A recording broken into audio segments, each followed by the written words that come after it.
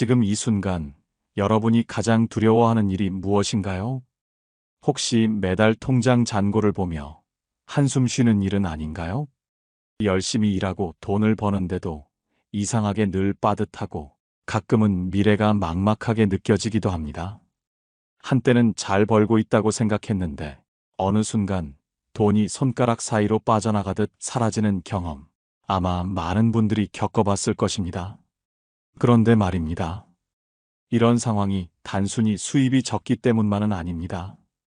실제로 비슷한 소득을 가지고도 어떤 사람은 경제적으로 안정된 삶을 살고 어떤 사람은 늘 돈 걱정 속에서 살아갑니다. 그 차이는 어디에서 오는 걸까요? 많은 경우 문제는 수입이 아니라 소비에서 시작됩니다. 눈에 보이지 않는 작은 지출이 우리의 경제적 자유를 조금씩 갉아먹고 있습니다. 처음에는 별것 아닌 것처럼 보이지만 나중에는 엄청난 차이를 만들어냅니다. 오늘은 돈 걱정 없이 잘 살기 위해 지금 당장 멈춰야 할 6가지 소비에 대해 이야기해 보려고 합니다. 그리고 그 소비가 우리의 삶에 어떤 영향을 미치는지, 어떻게 하면 현명하게 소비할 수 있는지를 함께 고민해 보겠습니다. 혹시 이런 경험이 있었나요?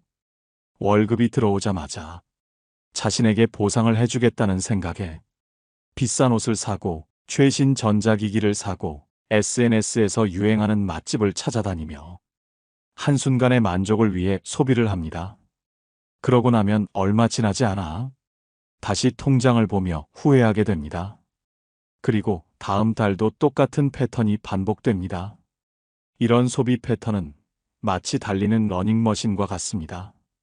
계속 뛰어야 하지만 절대 앞으로 나아가지 않는 것이죠. 그렇다면 도대체 어떤 소비가 우리의 삶을 갉아먹고 있을까요? 이번에는 실제 사례를 통해 이야기를 풀어나가 보겠습니다. 한 남자가 있었습니다. 그는 안정적인 직장에 다니고 있었고 월급도 적지 않은 편이었습니다. 하지만 항상 돈이 부족하다고 느꼈고 늘 다음 월급을 기다려야 했습니다. 그는 매일 출근길에 비싼 커피를 한 잔씩 사 마셨고 점심시간에는 회사 근처에서 맛집을 찾아다니며 식사를 했습니다. 저녁에는 스트레스를 풀겠다며 술자리를 자주 가졌습니다. 그렇게 한 달을 보내고 나면 월급이 다 어디로 갔는지 모를 정도였습니다. 어느 날 그는 자신의 소비 내역을 정리해 보았습니다. 그리고 깜짝 놀랐습니다. 한 달 동안 커피 값으로 지출한 금액이 거의 10만 원이 넘었고 외식비가 생각보다 훨씬 많았습니다.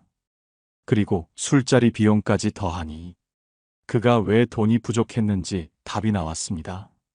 그는 그제야 깨달았습니다. 자신이 필요한 소비가 아니라 습관적인 소비를 하고 있었다는 것을 말이죠. 여러분도 혹시 비슷한 경험이 있지 않나요? 아무 생각 없이 지출한 돈들이 모이면 큰 금액이 됩니다.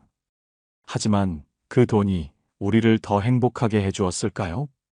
여기서 중요한 것은 돈을 얼마나 버느냐가 아니라 어떻게 쓰느냐입니다. 우리는 종종 돈을 더 많이 벌면 해결될 것이라고 생각하지만 실제로는 돈을 더 많이 벌어도 소비 습관이 바뀌지 않으면 결과는 변하지 않습니다. 오늘부터는 우리 삶을 갉아먹는 소비를 하나씩 점검해 보아야 합니다. 그리고 불필요한 소비를 줄여야 합니다. 그렇다면 우리의 행복을 갉아먹는 최악의 소비 6가지는 무엇일까요? 이제부터 하나씩 살펴보겠습니다.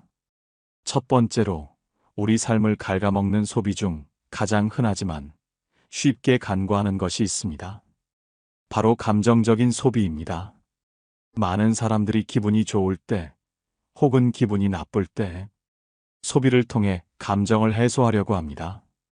예를 들어 기분이 울적할 때 새로운 옷을 사거나 달콤한 디저트를 사 먹는 경험, 여러분도 해보신 적 있지 않나요? 오늘 하루 고생했으니 나에게 선물을 주자. 이 정도는 나를 위한 투자야. 이렇게 자기 합리화를 하면서 지출을 합리화하는 경우가 많습니다. 하지만 문제는 이런 소비가 일시적인 만족을 줄 뿐 근본적인 문제를 해결하지 못한다는 것입니다. 한 여성이 있었습니다. 그녀는 직장 내에서 스트레스를 많이 받았고 그 스트레스를 풀기 위해 쇼핑을 즐겼습니다. 일주일에 한 번씩 백화점에 가서 새로운 옷이나 화장품을 사는 것이 그녀의 유일한 스트레스 해소법이었습니다. 그러던 어느 날 그녀는 카드 명세서를 보고 깜짝 놀랐습니다. 한 달 동안 쇼핑에 쓴 돈이 자신의 월급의 절반 가까이 되었던 것입니다. 하지만 더 놀라운 것은 그렇게 산 물건들 중 실제로 자주 사용하는 것은 거의 없다는 사실이었습니다. 그녀는 깨달았습니다. 자신이 스트레스를 해소하기 위해 쇼핑을 했지만 그 쇼핑이 오히려 더 큰 스트레스를 만들어내고 있었다는 것을 말이죠. 감정적인 소비는 처음에는 큰 문제가 되지 않는 것처럼 보입니다. 하지만 반복되면 습관이 되고 그 습관은 결국 우리의 재정을 악화시키는 원인이 됩니다. 그렇다면 감정적인 소비를 줄이려면 어떻게 해야 할까요? 첫째, 자신의 감정을 먼저 인식해야 합니다. 지금 이 소비가 정말 필요한 소비인지 아니면 단순히 감정적인 충동에 의한 것인지 스스로에게 물어보는 것이 중요합니다. 둘째, 대체할 수 있는 방법을 찾아야 합니다. 운동을 하거나 글을 쓰거나 취미를 갖는 것처럼 다른 방식으로 스트레스를 해소하는 방법을 찾아야 합니다. 셋째, 소비 전에 시간을 두고 고민해 보는 것도 좋습니다. 무언가를 사고 싶다는 생각이 들 때 바로 결제하지 말고 하루나 이틀 정도 시간을 두고 정말 필요한 것인지 다시 생각해 보는 것입니다. 이렇게 하면 충동적인 소비를 줄이고 보다 건강한 소비 습관을 만들어 갈 수 있습니다. 그렇다면 이제 두 번째로 조심해야 할 소비에 대해 이야기해 보겠습니다. 바로 보여주기 위한 소비입니다. 이 소비는 특히 현대사회에서 더욱 심각한 문제입니다. SNS를 보다 보면 멋진 곳에서 식사를 하거나 비싼 가방을 사고 럭셔리한 라이프 스타일을 즐기는 사람들의 모습이 자주 보입니다. 그리고 우리는 그런 모습을 보면서 자신도 모르게 비교를 하게 됩니다. 나도 저런 삶을 살고 싶다. 저 사람보다 뒤처지면 안 된다. 이런 생각이 들면서 자신이 감당할 수 없는 수준의 소비를 하게 됩니다. 한 남자가 있었습니다. 그는 친구들과 만날 때마다 항상 최신 스마트폰을 들고 다녔고 명품 브랜드의 옷을 입었습니다. 친구들 앞에서 멋지게 보이고 싶었기 때문입니다. 하지만 그가 그렇게 소비를 하기 위해 매달 카드값을 갚느라 고생하고 있다는 사실을 아는 사람은 없었습니다.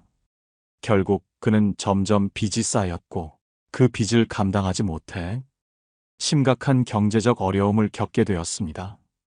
보여주기 위한 소비는 처음에는 만족감을 줄 수 있습니다. 하지만 시간이 지나면 그 만족감은 점점 줄어들고 대신 부담만 커지게 됩니다. 결국 남들에게 보이기 위한 소비를 줄이고 자신이 정말 원하는 것에 집중해야 합니다. 필요한 것은 타인의 시선에서 벗어나는 것입니다. 여러분은 어떻게 생각하시나요?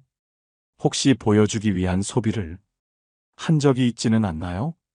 다음으로 세 번째로 조심해야 할 소비에 대해 이야기해 보겠습니다. 세 번째로 우리가 조심해야 할 소비는 바로 미래를 저당 잡히는 소비입니다. 이 소비는 당장은 큰 문제가 없어 보이지만 시간이 지나면서 우리 삶을 점점 옥죄어 갑니다. 특히 신용카드 할부나 대출을 이용한 소비가 대표적인 예입니다. 한 청년이 있었습니다.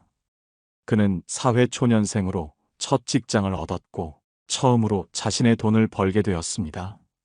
어릴 때부터 갖고 싶었던 비싼 가전제품과 명품 가방을 사고 싶었지만 모아둔 돈이 없었습니다. 하지만 신용카드가 있었습니다. 그는 지금 당장 필요한 건 아니지만 앞으로 돈을 벌면 갚으면 되니까 괜찮아. 라는 생각으로 여러 가지 물건을 할부로 구매했습니다. 처음에는 월급에서 일부를 갚는 것이 별 문제가 없어 보였습니다. 하지만 시간이 지나면서 카드값은 점점 늘어나기 시작했습니다.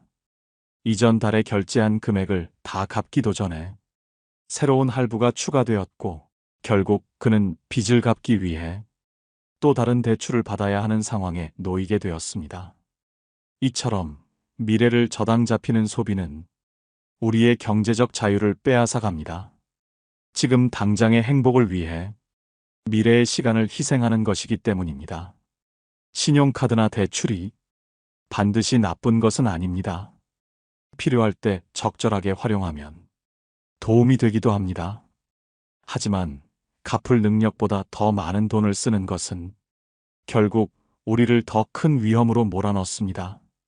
그렇다면 이런 소비를 줄이기 위해 어떻게 해야 할까요? 첫째, 소비를 할 때 이것이 정말 필요한 지출인가? 스스로에게 물어봐야 합니다.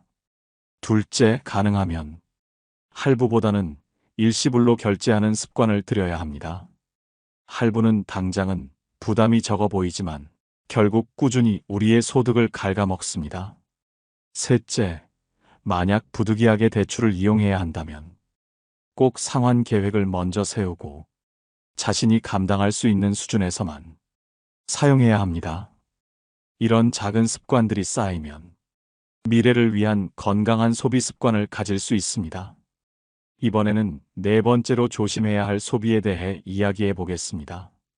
바로 유행을 따라가는 소비입니다. 이 소비는 특히 현대사회에서 많은 사람들이 빠지는 함정 중 하나입니다.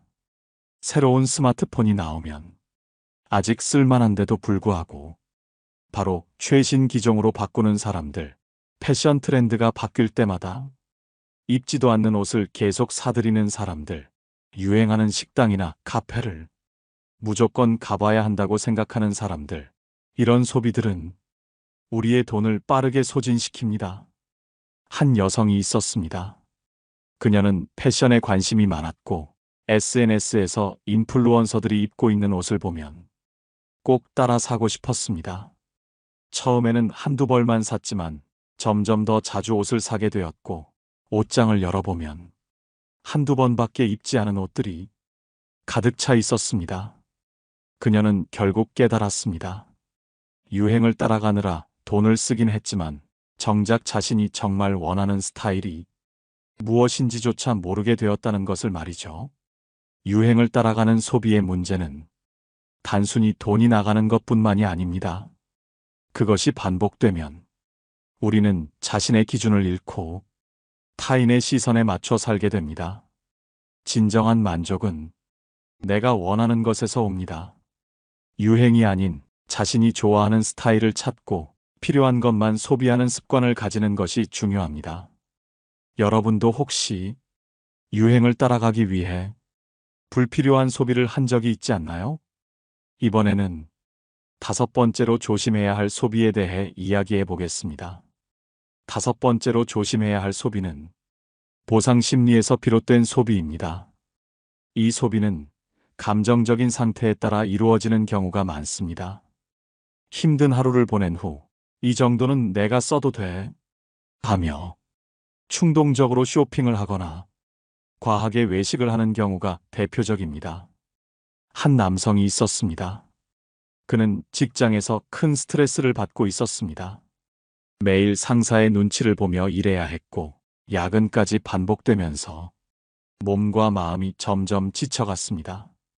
그는 퇴근 후 온라인 쇼핑을 하며 스트레스를 풀기 시작했습니다.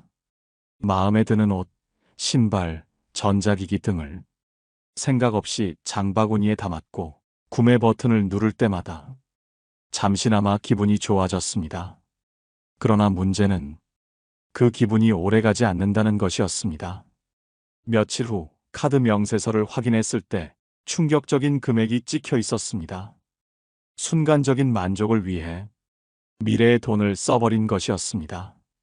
보상 소비의 가장 큰 문제는 한 번 시작하면 습관이 된다는 점입니다. 스트레스를 받을 때마다 쇼핑이나 외식을 하면서 기분을 풀려 하다 보면 결국 경제적 여유가 사라지고 맙니다. 그렇다면 이러한 보상 소비를 줄이기 위해 어떻게 해야 할까요? 첫째, 감정이 격해졌을 때는 즉시 소비를 결정하지 않는 것이 중요합니다.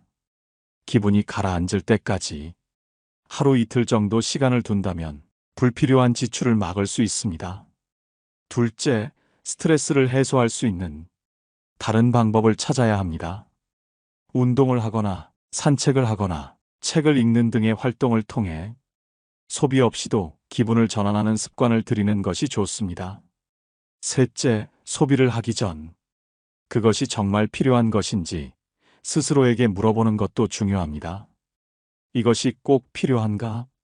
내가 지금 사지 않으면 안 되는가? 이 두 가지 질문을 던진 후 여전히 필요하다고 생각된다면 그때 가서 구매해도 늦지 않습니다.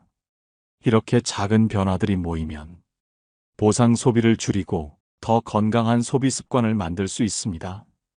이번에는 마지막으로 조심해야 할 소비에 대해 이야기해 보겠습니다. 여섯 번째, 타인의 기대에 맞추는 소비입니다. 이 소비는 특히 주변의 시선을 의식하는 사람들에게서 자주 나타나는 소비 형태입니다. 한 젊은 여성이 있었습니다. 그녀는 친구들과 만날 때마다 옷을 새로 사야 한다고 생각했습니다. 항상 똑같은 옷을 입으면 남들이 나를 어떻게 볼까? 이런 걱정 때문에 필요하지 않은 옷들을 계속 구매했습니다. 뿐만 아니라 모임에서 다른 친구들이 가는 고급 레스토랑이나 비싼 카페를 따라가며 자신도 모르게 많은 돈을 쓰고 있었습니다. 문제는 이런 소비가 반복될수록 점점 더 큰 부담이 된다는 것입니다. 처음에는 기분이 좋아 보였던 소비도 어느 순간부터는 자신을 옥죄는 족쇄가 되어버립니다. 이처럼 타인의 기대에 맞추는 소비는 우리의 경제적 자유뿐만 아니라 자존감까지도 갉아먹습니다. 그렇다면 이러한 소비 습관을 어떻게 바꿀 수 있을까요? 첫째, 자신이 정말 원하는 것이 무엇인지 곰곰이 생각해 보아야 합니다. 타인의 시선이 아니라 자신의 만족을 위한 소비를 해야 합니다. 둘째, 주변 사람들과 비교하는 습관을 줄여야 합니다.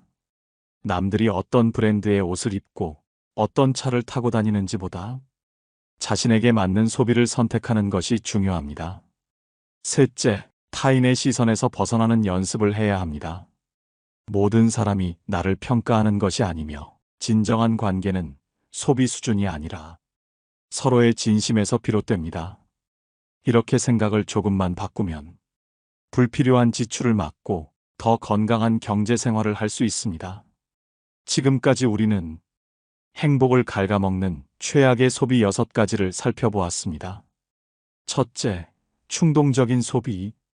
둘째, 허영심에서 비롯된 소비. 셋째, 미래를 저당 잡히는 소비. 넷째, 유행을 따라가는 소비. 다섯째, 보상 심리에서 비롯된 소비. 여섯째, 타인의 기대에 맞추는 소비.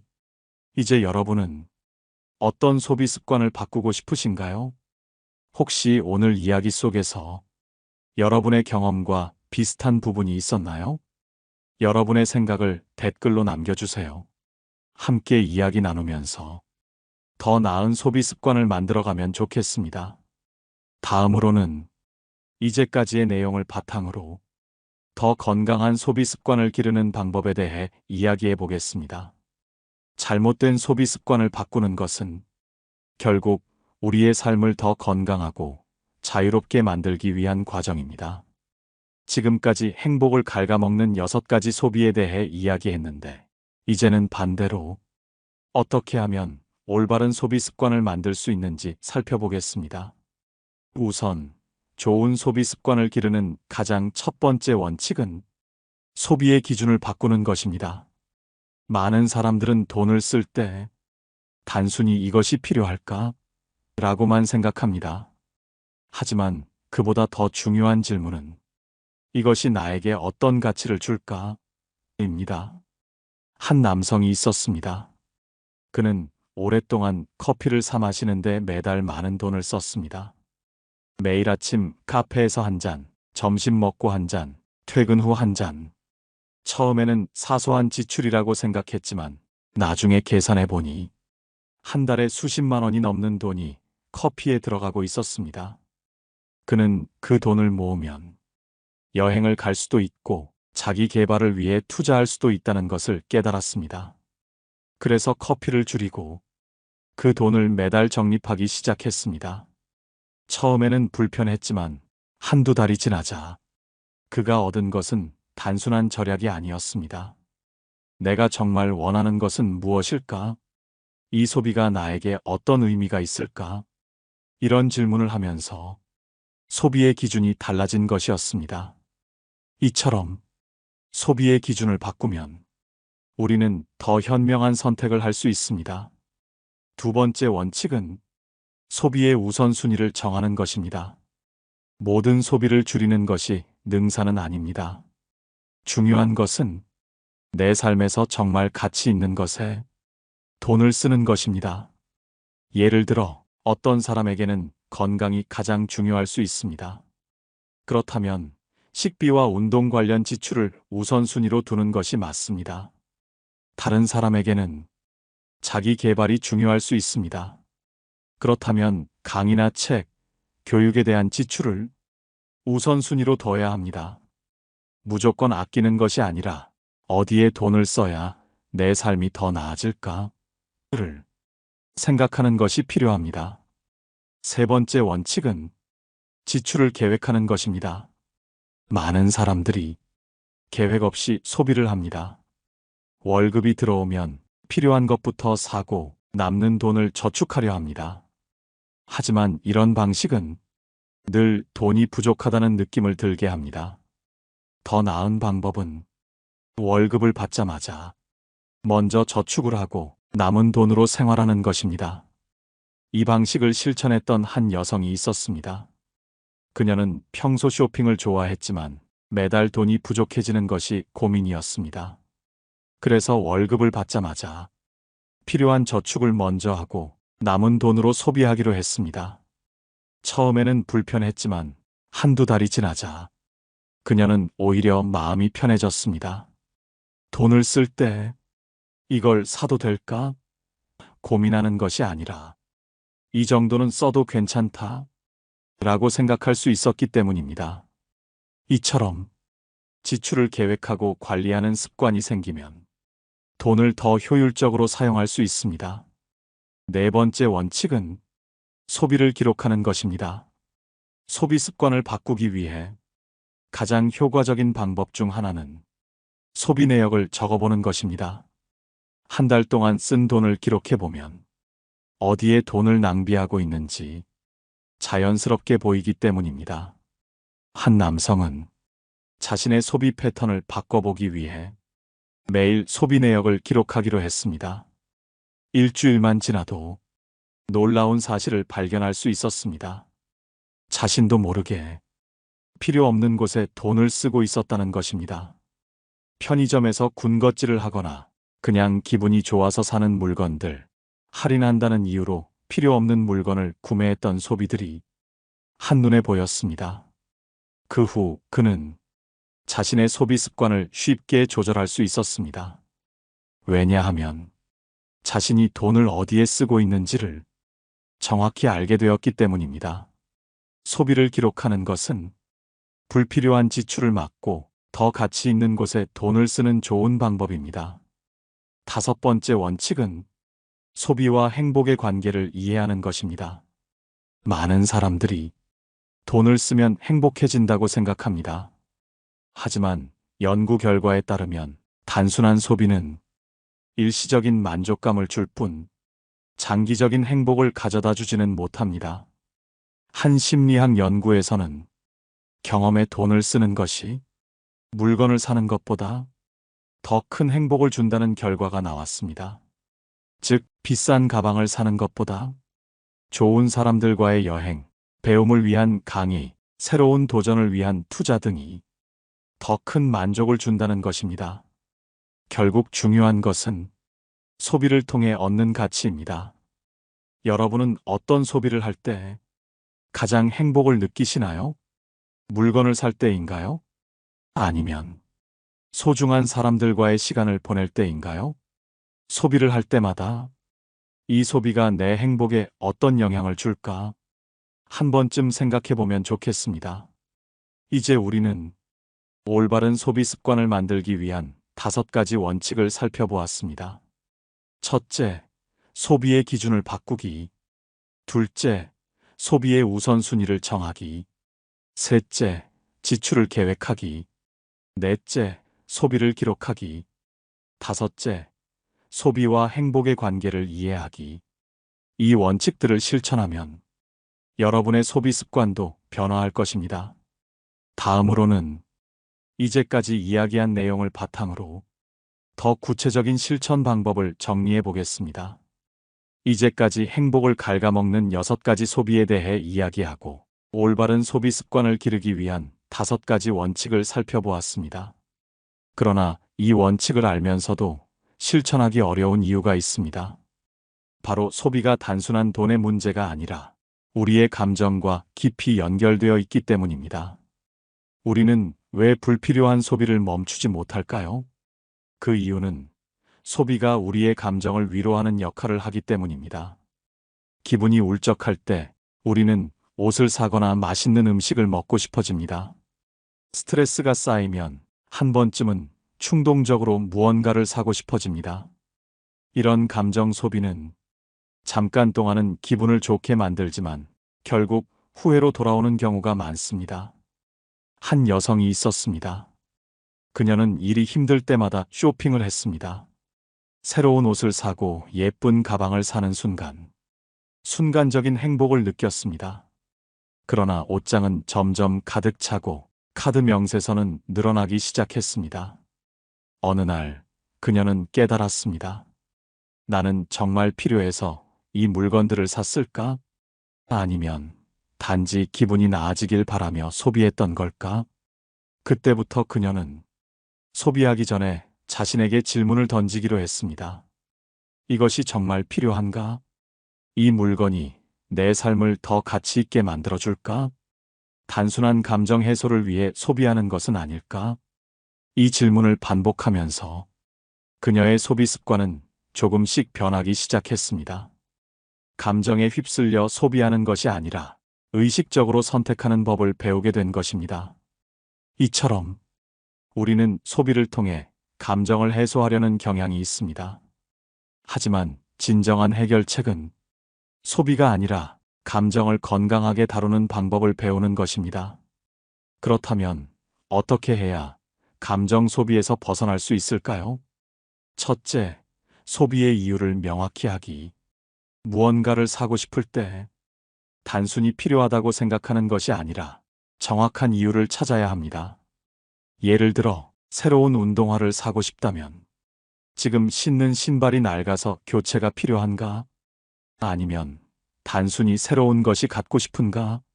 이렇게 자신에게 질문해 보면 필요한 소비인지 감정 소비인지 구분할 수 있습니다. 둘째, 구매를 미루기. 사고 싶은 것이 생겼을 때 바로 구매하는 것이 아니라 하루나 이틀 정도 기다려보는 것입니다. 사람은 감정이 변하는 존재입니다. 충동적으로 사고 싶었던 것도 조금 시간이 지나면 그다지 필요하지 않다고 느껴질 때가 많습니다. 한 남성은 원하는 물건이 생겼을 때 항상 24시간을 기다려보기로 했습니다. 그 결과 그가 처음에 사고 싶었던 것들 중 절반 이상은 시간이 지나면서 필요하지 않다는 것을 깨닫게 되었습니다. 셋째, 소비의 대안을 찾기. 기분이 울적할 때 쇼핑을 하는 대신 다른 방법으로 감정을 해소할 수 있어야 합니다. 예를 들어 산책을 하거나 책을 읽거나 좋아하는 음악을 듣는 것도 방법이 될 수 있습니다. 어떤 여성은 과거에는 스트레스를 받을 때마다 온라인 쇼핑을 했습니다. 하지만 그 습관을 바꾸기 위해 하루에 1시간씩 걷기를 시작했습니다. 처음에는 별 효과가 없는 것 같았지만 점점 기분이 안정되면서 불필요한 소비가 줄어드는 것을 경험하게 되었습니다. 넷째, 현금 사용하기. 카드는 너무 쉽게 결제할 수 있기 때문에 소비를 조절하기 어렵습니다. 반면 현금을 사용하면 실제로 돈이 줄어드는 것이 눈에 보이기 때문에 자연스럽게 지출을 줄이게 됩니다. 어떤 사람은 일주일 예산을 미리 정하고 그 금액만큼 현금으로 챙겨 다니는 습관을 들였습니다. 그 결과 자신이 어디에 돈을 쓰는지를 더 잘 인식하게 되었고 불필요한 소비를 줄일 수 있었습니다. 다섯째, 소유보다는 경험을 선택하기. 물건을 사는 것보다 좋은 경험을 쌓는 것이 더 큰 행복을 준다는 연구 결과가 있습니다. 여행을 가거나 좋은 사람들과 시간을 보내거나 새로운 것을 배울 때 우리는 더 깊은 만족을 느낄 수 있습니다. 어떤 남성은 예전에는 브랜드 가방이나 고급 옷을 사는 것에 큰 돈을 썼습니다. 그러나 어느 순간 그것이 진정한 행복을 주지 않는다는 것을 깨달았습니다. 그 이후로 그는 여행이나 취미 활동에 투자하기 시작했습니다.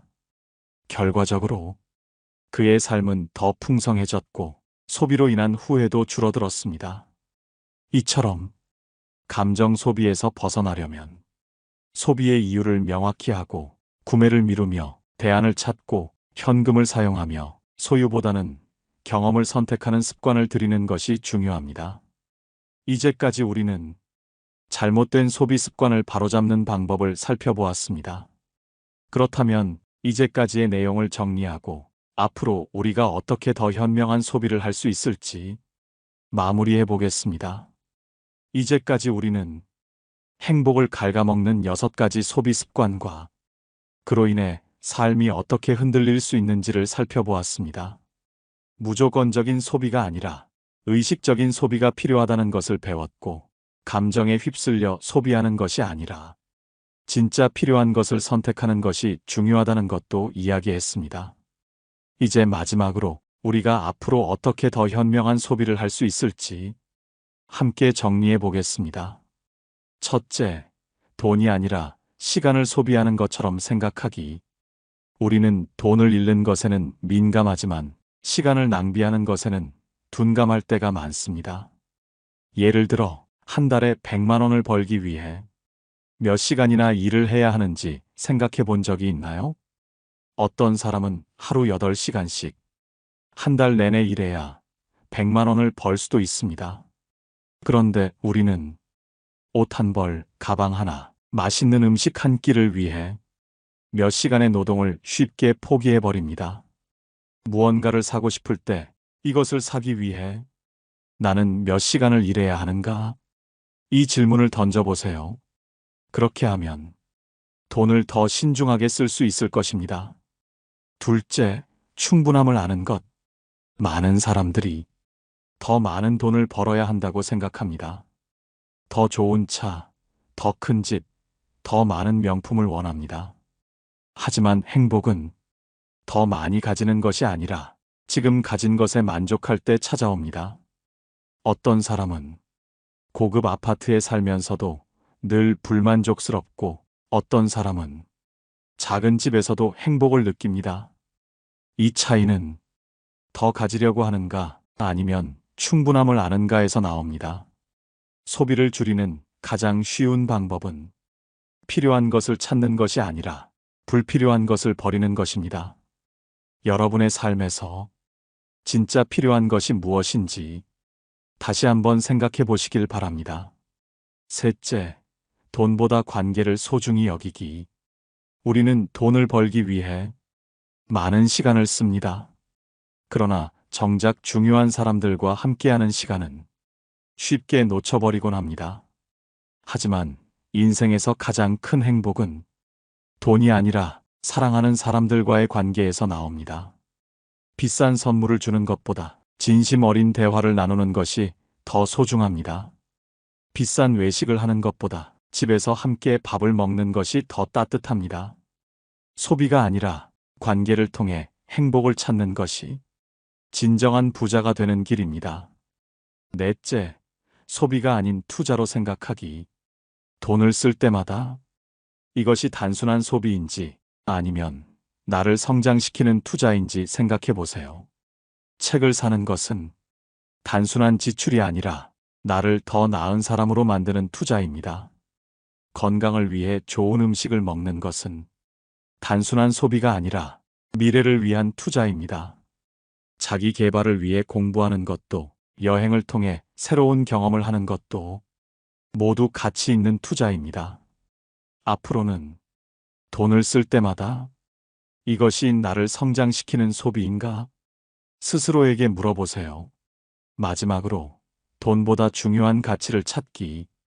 우리는 돈이 행복을 가져다 준다고 믿지만 실제로 돈은 행복의 일부일 뿐입니다. 여러분이 가장 행복했던 순간을 떠올려 보세요.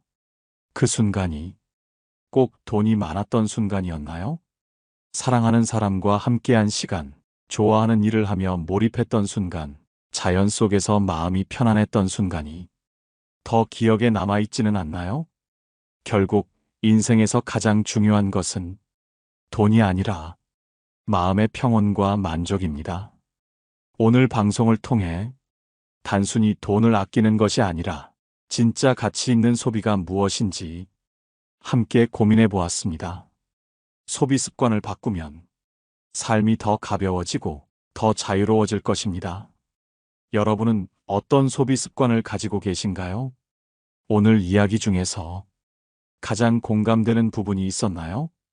댓글로 여러분의 생각을 나눠주세요.